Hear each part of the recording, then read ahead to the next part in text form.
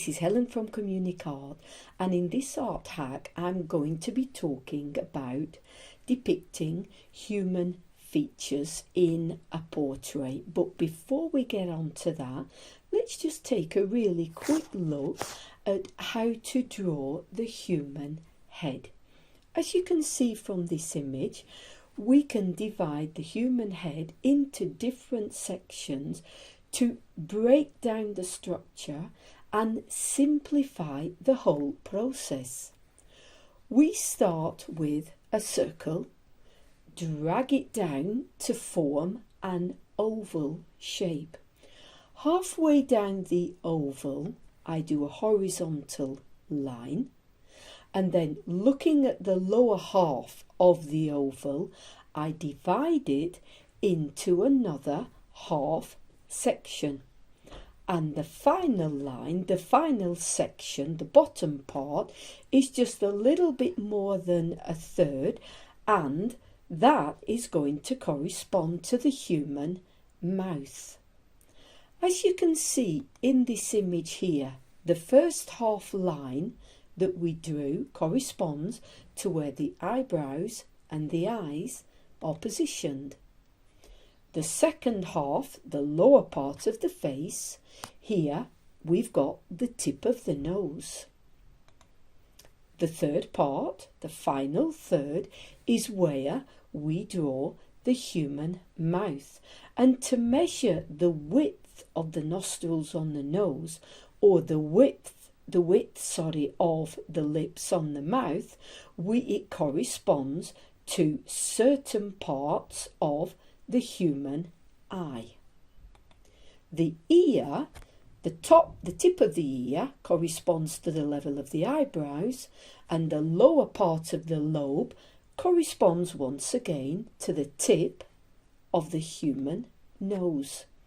And then we can add the hair, obviously the hairline going over the crown of the head, and also the line of the neck, which continues when we finish drawing the lobe of the ear, that continues right down to form the line of the neck. Now, this is a face. This is nobody in particular. Everybody is so uniquely different. But to start off, we can start drawing the human features in this way, and it really is great fun.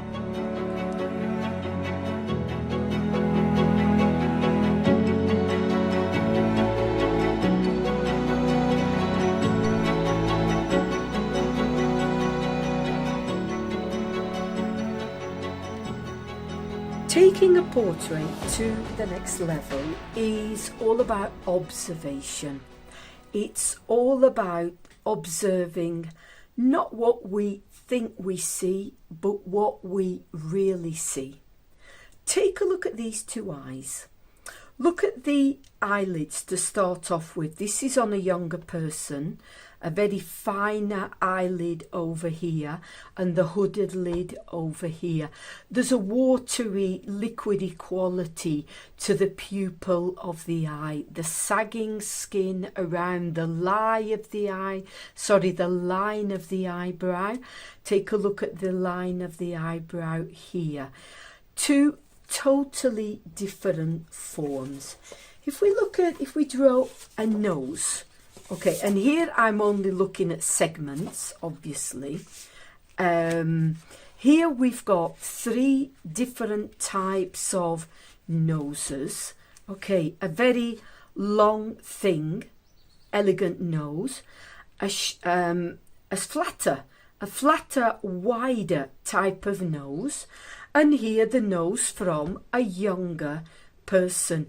And I think that you can see just from the line of the nostril, the proportions are totally different. Lips, for example, if we just look at the drawing of a very thin lip, if we look at the full lip, everybody is so incredibly unique. And this is what is just amazing about portrait drawing. There's so much to learn. It becomes an absolute passion to learn how to draw and to train your technical skills to render all the very quirky particular features of a particular human being. Luckily, we're not all models. Luckily, we're not all perfect. What normally is the interesting aspect of a portrait is that sort of quirkiness about people. Maybe a slightly drooping eye, maybe the shape of the face, the shape of the jawline, but something which is so very kindly unique to that particular person. In the next part of the video, I'm going to take you through the drawing of this particular eye, how I built up the construction lines of the eye, and then what I was observing before I even put pencil to paper. So as I begin to observe the picture that I'm working from, first of all, I'm just looking at what we call the construction lines. The shape of the eye, the shape of the eyelid, the eyebrows, which is so individual to each person. Here we've got a very heavy lid over the eye because we are working with an elderly person. So very quickly I'm just sketching in, not so precisely at the moment, but just to give me the overall shape of the eye. Then I change pencil here so that I can get some slightly darker lines, and I can begin just to add in a few simple details. Even the tear duct on an eye is individual to each person. With this person here, the tear duct does tend to be long and narrow and quite inset within the eye, so it is quite a dark region. The eye around has some dark shadows within it. Here now I begin to address the lid, which is very lined, very sort of loose skin around the lid, and I'm just giving it a light tone to start off with, but afterwards, because it's quite an inward eyelid, I will be adding a lot more dark to give a sort of three-dimensional quality to the eye. So as you can see, I'm not working on one particular part of the eye. I'm moving around and around the eye. Keep it moving, keep it fluid. In the same way with the whole face that we are working on. Here I'm working on an individual eye, but in the same way we can imagine drawing the whole portrait. In this part here, I have moved on quite a bit, and I'm beginning to add some medium tones, the pupil of the eye, which gives the eye character. It gives the eye a little bit of drama. So I'm adding the eyelids below, some light tones, some medium tones, some darker tones. And what I'm addressing here is the fact that underneath the eyelid, a very young person tends to have a very smooth under the eye skin. But here obviously we've got a lot of lines, we've got a lot of creasing within the skin, but this is just adding more and more quality. So apart from the actual eye itself, the skin around, remember the eye is a ball in a socket and it's held in by this flesh around it. So I'm working around the top part of the eye, moving around to the side of the eye here, just getting a little bit of tones in, and some of the eyes which are crow's feet, as we lovingly call them, moving towards the right of the eye. So as I go along, and I'm just expanding and expanding the drawing, even if it isn't 100% perfect, that's not my aim here. I'm trying to get the feel of this person.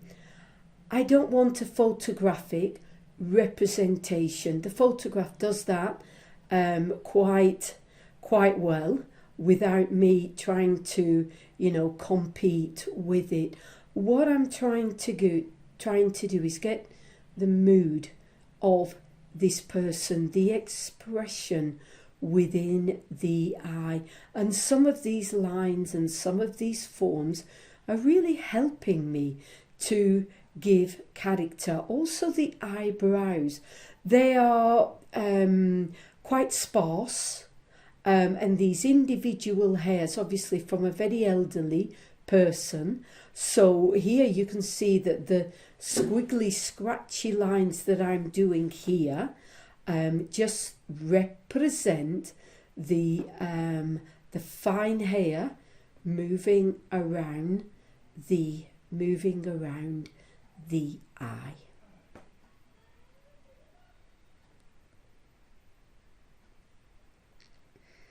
Back to the darker pencil here, the softer pencil. Obviously the softer the pencil that I use, a 3B, a 4B, can give me a lot more variation in terms of tonal values. So once again, I'm expanding this eye. I'm just working towards the left, towards the right, and just building up the lines that I've already laid down. And this is a lovely meditative process to observe the eye. I'm looking more at the photograph of the eye than I am the piece of paper that I am working on. It's all about looking. It's not what you think the eye of an old person looks like. It really is observing literally what you see. That takes time. It sounds very simple, but that does take time. And as you can see, I'm just moving around the eye, adding more lines, adding more contour lines. The lines are horizontal. Some of them are a little bit skewered upwards and downwards, like natural skin, the creasing in natural skin. The fact that I've added a lot more darker tones within the lid of the eye in the top part gives it a sort of settled quality. It really does feel as if it is the skin above the eye going to the eyebrow, and then the eyelid drooping down over the eye and the pupil of the eye. Here I've got to a fairly good stage, and this bottle that I'm opening here is acrylic ink. Now the quality of the eye is quite watery. In an elderly person, this is very often the case. So what I'm doing on the very, very dark pencil is just adding a tiny bit of this white acrylic ink. Why am I using this ink? I'm using this ink because it's totally opaque. So it's going to go. Please do like and subscribe if you've enjoyed the video. and I hope it's given you a little bit of insight into approaching a portrait drawing. Down below you'll find all my contact details. I do a lot of in-person and online workshops, so please feel free to contact me with any inquiries or any requests. Okay, have fun. Bye.